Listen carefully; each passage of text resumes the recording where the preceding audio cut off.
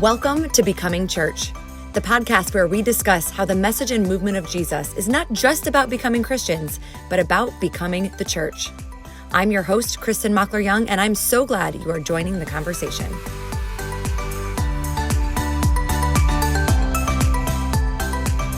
Hey, welcome back to Becoming Church, the summer staff series. We often have nuanced, important, deep, really intelligent conversations here, but not this summer. Not this summer. I wish y'all could see my guest today. She is sitting in her bedroom, but she is wearing her sunglasses. Y'all, say hey to my girl, Quenisha. Hey, how are you? I'm so good. I'm glad you're here. Thank you. I'm excited to be here. I've never been on a podcast before. Oh, well, welcome. I'm really excited that ours is the first one. I know. As much as I talk, you'd think that I would have done this before, but no. Yeah. Either that or your friends just don't love you as much as I love you. Maybe that's it. That's it. I'm convinced. That's it. So Quenisha, also known as Q or Miss Q around the M Kids parts, give us a little bit of what do you do at Mosaic?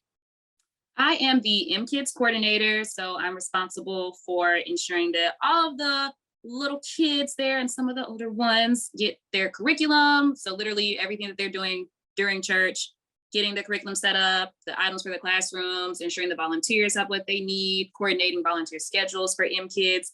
And yeah, pretty much anything you see with that label, that's me. Yes. And you are saving my life. Also, only a little bit. In the day today. I still can't believe you were doing all of this in like your job. Why? Yeah. Because it needed to be done. We didn't have anybody. So for a little background, COVID affected a lot of people. It affected Mosaic as much as we're a church first. We're also a business. And so unfortunately our staff in a variety of ways shrunk by about half, I would say, over the last couple of years. And then again, because we're a business, our budget also took a hit. And so it was not one of those things, even when Mosaic opened back up or the world kind of came back around where we could just be like, all right, now we're going to hire back all of the staff positions, because if you're going to offer somebody a job, like you have to have money to pay their salary.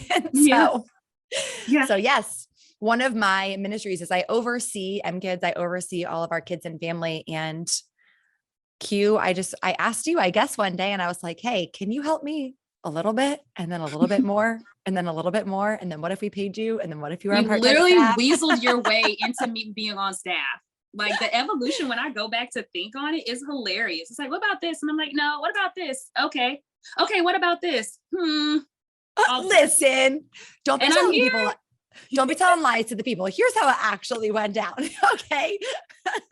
Every time I was like, hey, Quenisha, I have a proposal for you. We're going to pay you and blah, blah, blah. Your response, I will go back to the text thread. I will find it. I will screenshot it for the people. Is like, listen, this is an answer to prayer because God knows I'm bougie. And I was just asking him about how I am going to support my current lifestyle. And this is just going to be a win-win situation. That's pretty much exactly what I said. Because that's what it was. That was it. I do have this lifestyle and sometimes I don't like that I'm this way, but I accept it. Hey, I'm this way too. And so let's go. Yes. Oh, I love it. But thank you. I'm here and I love it. I do love being here. I have to say yes. But this is a part-time gig for you. You are on part-time staff at Mosaic. What is your actual full-time real job? My full-time real job, because Mosaic's a fake job. I'm kidding. It's not. No, I work for Wells Fargo. I'm a work director. So I actually assist a team of loan officers and their files, coordinating relationships with the referrals and partners we get from the bank branches. Okay. I'm going to write that down because whenever anybody asks me what your full-time job is, I'm like, Excel spreadsheets, money. Basically, you're not wrong. You're actually not wrong. And when you write it down, tell me, can you send it to me? Because it changes every time I tell it to someone. I'm like, I don't know. I do this and I do that. Spreadsheets. That's what I'm just start saying. Yeah. Spreadsheets. I'm like, I think she works at the bank and spreadsheets, Excel. That's all I know. I think you handled it. That's it. Yeah. I love it. Well, I'm glad that M Kids gives you a little bit more of a creative outlet, lets your fun side come out because it's definitely in there. It does. So you are relatively new to Mosaic. How long have you been part of Mosaic? How'd you find us? Well, I found y'all through my good big bro, Chris Williams, shout out Uncommon.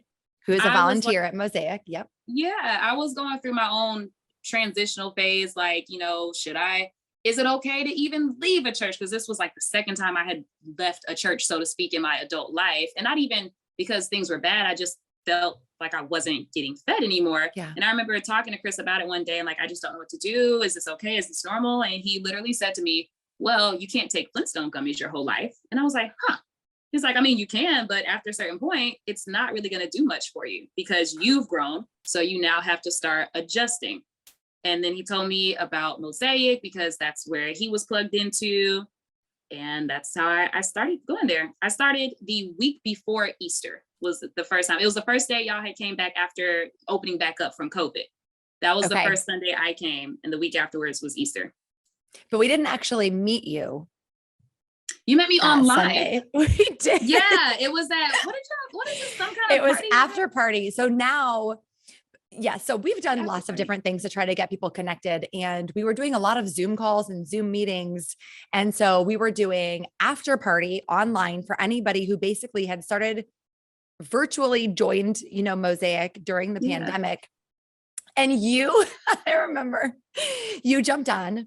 And they were like moderately successful. They were really successful at the beginning. We'd have a lot of people and then like Zoom fatigue hit, as we got further and further, because everybody was like, I'm on Zoom for school and work and small groups and I can't be bothered to be on one more time. But I remember you came on because most of the people who joined us for after party on Zoom would like sit there and they'd have a little setup and they had like a lamp or maybe a ring light. That was rare outside of the staff. And they would just like sit and they wanted to listen and get to know. And you must have been on your phone because you were like, all right, eating Chick-fil-A, like getting ready to go to dance practice. And you were like all over. I did not know. So I had no idea what was happening. Chris just sent me a link and was like, here, check it out. They do this all the time. And I was like, okay. And of course I didn't read all the details in the email. So I'm just joining thinking that it's going to be more so like, I guess, an informational session. And then I saw other people had their cameras on. And I was like, I guess I should too. Here we are. And then I was eating, but like everybody had their cameras on. I felt awkward. And I'm like, well, I can't stop eating, which I want. Right. No, it was great. But I loved it because already from the very first time we met you, I was like, all right, I want to get to know her. I like this girl. She is fun and she has energy and like she is a whole vibe. And I need that in my life. Well, I remember you on that call, like so determined to actually say my name. She was like, it is Quenisha. I got it right. Chris told me to call you Q. And I was like, no, her name's Quenisha. And I'm going to say it and I'm going to get it right. And I was like, oh, yay. Okay. I like this. I like her. Where is she? I mean, we call you Q for short sometimes, but I'm like, what kind of white nonsense is that I'm just going to say, I'm going to call you by the first letter of your name because I can't be bothered to figure out how to pronounce it. Yeah. No, ma'am. And this is why I love you. One of the reasons. Just one. We're not doing that around here. All right. So why did you decide to go from being on a Zoom call with us? You decided to start attending Mosaic. You were coming, I would say you as an attendee, somebody who was just deciding to make Mosaic their home. And besides the money for your bougie lifestyle, like why did you decide, okay, I love Mosaic enough that I want to be involved in part of it?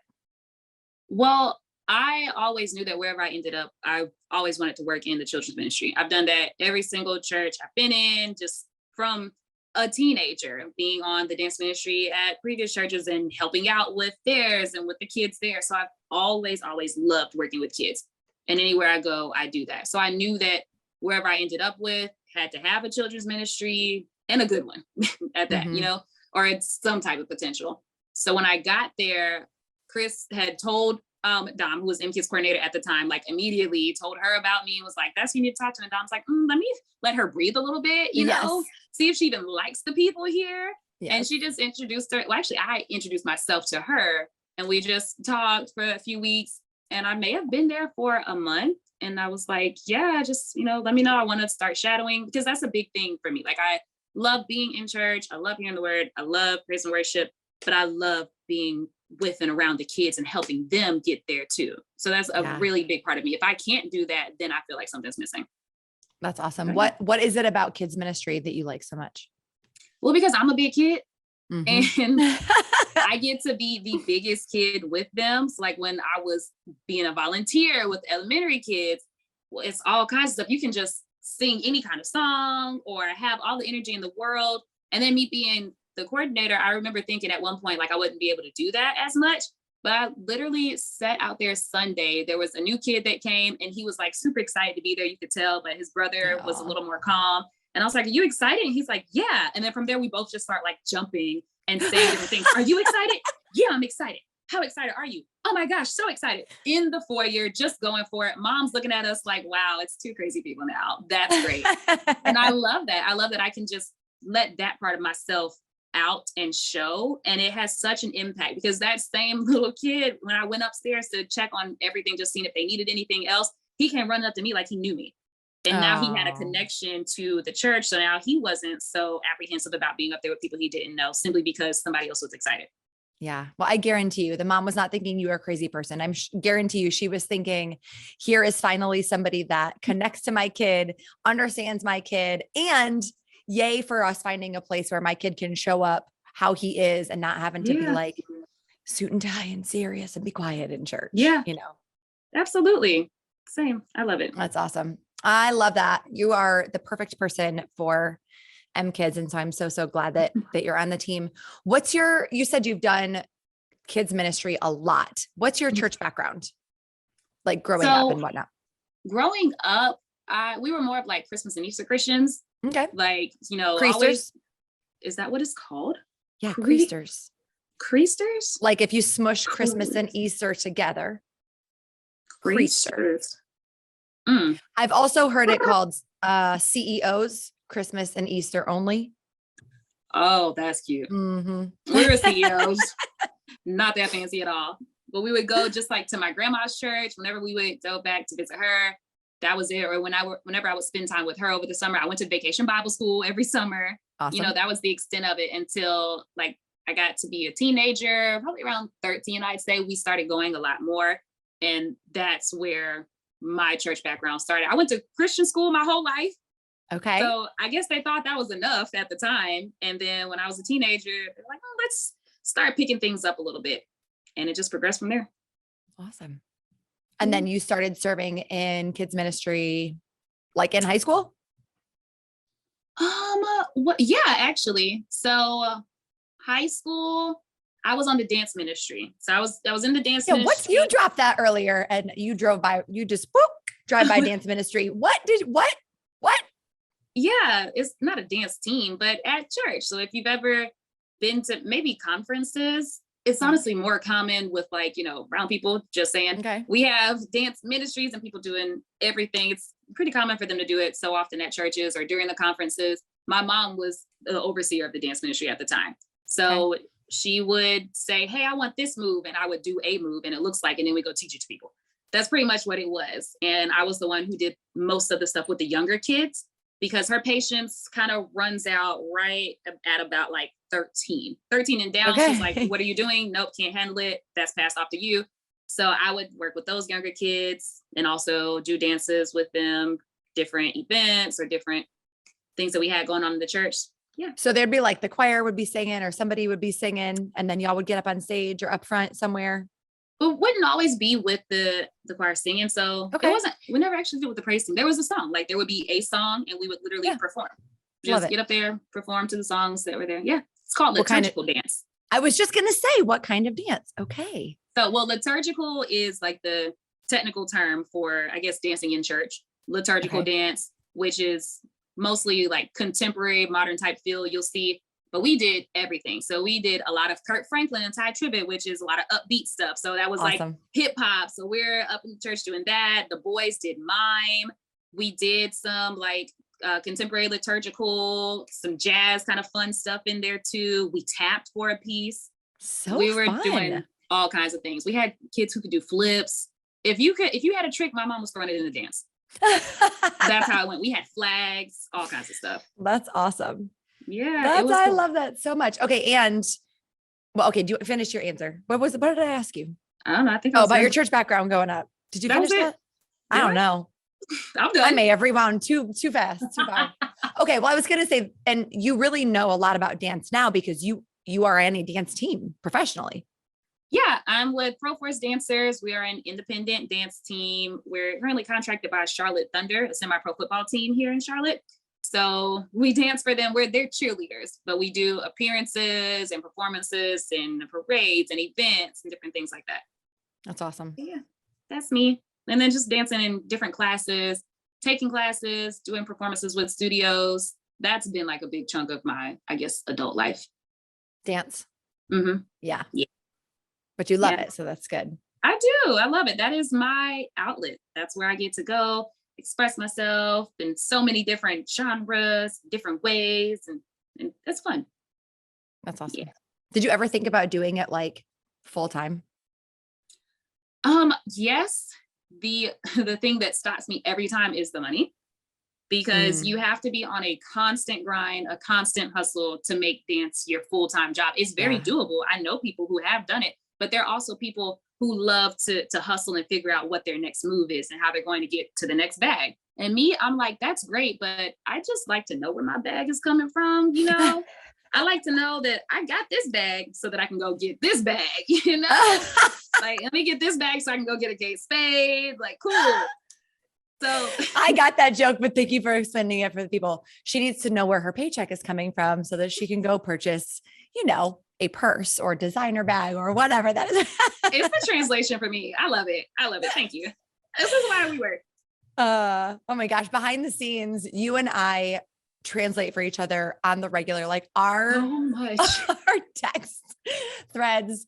I'll be like, what does this mean? Or do people still say this? And then sometimes I'll say something to you that I think makes me hip and cool and trendy. And then you're like, wait, what? A couple of times I've gotten to teach you a word. It doesn't usually go that way, but every now and then. Every now and then. It's great. You make my day. Oh, well, thank you. You make my day and you make me cool. So you're welcome. Okay. I appreciate it. Listen, I get to be in meetings with the rest of the staff and throw something out or like drop something and only like maybe Sean will get it. And I'm like, that's right, guys. That's right. Cause I'm a millennial too. Okay. Okay, girl. We'll let you have it. That's what we're still doing. Do not make me bring up the You're image. Literally barely a millennial. But barely it counts. It's like, you know that phone charger that's hanging on by the very last wire and you have to twist and turn it and put it upside down under your pillow to work. That's you as a millennial. But she's still connected. But go ahead, girl. Yeah, you got it. You got it. And we love it. All right. I want to let people get to know you. So I'm going to ask you some questions and you just tell me the first thing that comes to mind. It can be, I'm sorry. You actually got me. I was going to say it can be silly, serious, whatever, but I don't think I have to explain that to you. I think you understand. I'm going to be serious for a second. Okay. What's your favorite color? Red. No, it really is red. I don't know why I said purple earlier. My favorite color is red. Okay. Excellent. What's something you love? Mickey. Yes. Why? Where did this come from? You love Mickey like nobody that I know, like not just Disney World, but like Mickey the Mouse. Well, like some people have superheroes. I have Mickey. And I think the first time I went to Disney World, I just loved how happy it was. And I never connected so much with a thing at all than when I was at Disney World, because I'm always a happy person and Mickey just embodies that for me. So whenever I see Mickey, it automatically makes me think happy, which is me. It makes me feel good about being me. I love it. What's something that you don't like? Mustard. I just don't like I don't know if that's where you were going, but I despise it. So much so that when I was 4, I used to eat honey mustard all the time until somewhere someone told me that it was made with actual mustard. Since then, it's never tasted the same. And then you don't eat anymore. I despise mustard. Oh God, the smell, can't touch it. All right. What's something that you're scared of? Creepy crawlies, the spiders, the bugs, like roaches, water bugs, all of them. They're just nasty. I know they're more afraid of me than I am of them, but it doesn't seem like it sometimes. Chris had to come and kill a bug for me. Like, oh my goodness, it was several years ago. I remember, and it was during COVID. It was during COVID, girl. I had just broken up with my ex. I was trying really hard not to call him. And I was like, I just really can't get rid of this bug. It was raining. So of course it was like a big bug. And he was like, I'm already out. Sure, I'll come by. And sure enough, he just grabbed a shoe and went for it while I was like crouched over on the couch. Help me. Help, please. Yeah. That's a good friend. He is. Introduces you to your church home and comes and kills you bugs. He's great. The best. That's Everybody awesome. get a Chris. Everybody get a Chris. All right. What's a surprising thing that that they don't know about you? Or they might be like, wait, what? A surprising thing. I did theater all throughout high school and musicals. And I actually won 2 awards for my performance as an elephant. Did you have lines? I did at the very beginning when I was not an elephant. Oh, I was part of the narration for the first 2 minutes. And then after that, I was a circus elephant who was on trial because she killed a man. As a child, what kind of play were you doing as a kid? Elephant kills a man. It was called Big Mary. Big Mary was the elephant. Big Mary was on trial because she killed a man in the circus. Okay, but this was a play for children? It actually was written for first graders. Okay. I was in high school doing it, but yeah, it was written for first graders. Wild times. Okay, Big Mary. All right. Mm-hmm. What is something surprising either about another staff person that people would be surprised to know, or something that after coming on staff that you're like, oh, I did not expect this?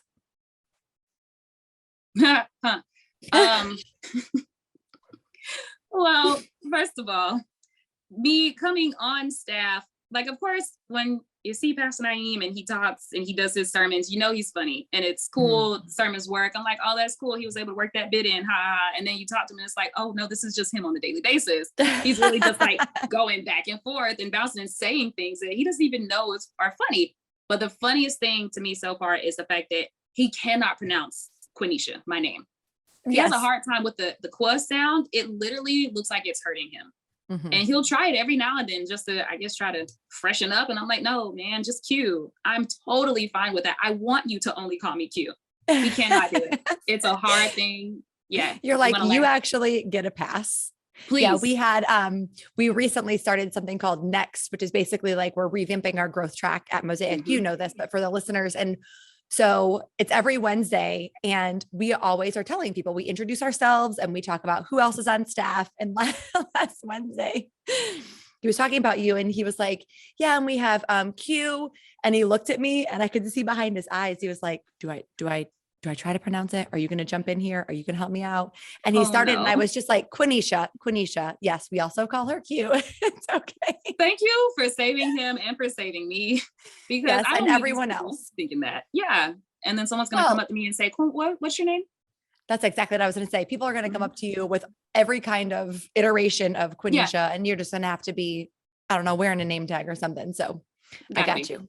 All right. What is a book that you're reading right now? Oh, it's called, actually just got one, Life and Death. It's actually the spinoff, not a spinoff. So it's the Twilight series, right? Okay. And Stephenie Meyer, 10 years later, revamped it and flipped the characters. So now instead of the guy being the vampire, it's a girl. And instead of the girl being it's a gender bend. Thank you. Couldn't think of it. Okay. She did that and swapped just about every role in the book. And that's so it's fun. Not the original characters. It's the same storyline with different characters. They have different names. Got it. And they're swapped. So their personalities are a little different. The plot is more so the same, but since the personalities are different, it's a different kind of story because now it's being acted out differently. So I like it so far. Good to know. All right. Were you a big Twilight fan? Yeah. Twilight. I'm definitely like the whole fantasy fiction realm, Twilight, the Harry Potter. Once I, got old enough and my grandma couldn't tell me what to do anymore, I was reading those books and watching the movies. I love all of that because I live in a fantasy world myself. Yes. So when I get to read about all of these random things that I know could never happen, but it's so fun to think of, that's what I love. Awesome. Have you ever talked to Naeem and Ashley about the Twilight series? No. Do they love it? Yes. I knew they love Harry Potter because of the cat. Yes. I think Ashley likes Harry Potter more. I think Naeem likes Twilight more. So definitely. He absolutely does. Wow. Okay. Yes. All right. What's a song or album you're listening to right now? So many things. I do, just like you, listen to a lot of Lizzo. Lizzo, my girl. One of my favorite songs right now, though, is called Energy by Tyla Jane is her name. But it's just a fun little poppy sound. And she's literally like, working on my energy. She says, I'm cleaning up. I'm taking care of I, myself, and me. And it's just about her doing the things that make her feel good, working on herself, and because that's what's important. And I love it. It just makes me feel good. I'm about to look that up as soon as we get off of this call. Do it. That sounds like it's right up my alley. It is. It is. Awesome. Especially after the songs you've sent me. Oh my goodness. I added them all to my playlist, by the way. I have a whole playlist I'll send you. I titled it. I can send you mine too. It's called Get It. And it's all my, like, when I want to get hyped up. And I pulled those all off that playlist. I have several of them. One is You're Amazing with the little star, or Sirius says, You're Amazing, shooting star, whenever I ask her to play it. That awesome. One. And then I have one that's just called Mood. Yeah, that's the I have one that's called Stop, which is the complete opposite of Get It. It's like when I really need to be in my feelings or like hear from God and get out of my own head. I like that. Yeah. All right. What is one last thing? If there's anything that you want people to know about you, about Mosaic, about God, about purple, about anything. About purple. Well, the origin of purple, I'm totally kidding. Well, no, I'd say about Mosaic is that the church is exactly as you see it. It's not like a front where you'll see some places, churches, businesses, whatever. It's like, oh, this is their Instagram. It's just a highlight reel. This is just what they want you to see. They're not this fun. This isn't all this exciting. No, it's literally exactly all of that. The fun, the seriousness of bringing it back around to the sermons, the recaps, the jokes that are being told, the comments, like everything about everything you see is Mosaic. They don't hide anything about who it is that they are. And I mean, I guess we are, because I'm there, duh. But that's one thing that I've always loved about it. Like even from my first time being there, I remember being in the room, looking around, like what's going on? I knew nobody, completely wondering what was happening, but I just felt so comfortable and felt like I couldn't leave. Like I had to be here because everything felt so real. And that's what I had been missing. When you're part of like these huge churches, it doesn't always feel connected, even though they have smaller ways for you to connect. But with Mosaic, I never felt that. It's just a big old family and they are who they are, which is just the most amazing people in the world. Yeah. Oh, I love that. Thank you.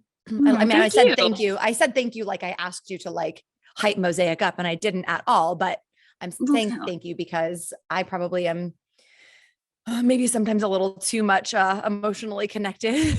And so, but that's why I always take it as a reflection of me, to an extent. It's not of you, but that's why you're in the position that you are, because you're so emotionally connected. That's what draws the people in, because you are so emotionally connected. That's one of the big reasons why I wanted to be here, because you talked to me more than anybody on that call. Not that anybody wasn't talking, but literally just because you knew my name and someone you knew told you about me.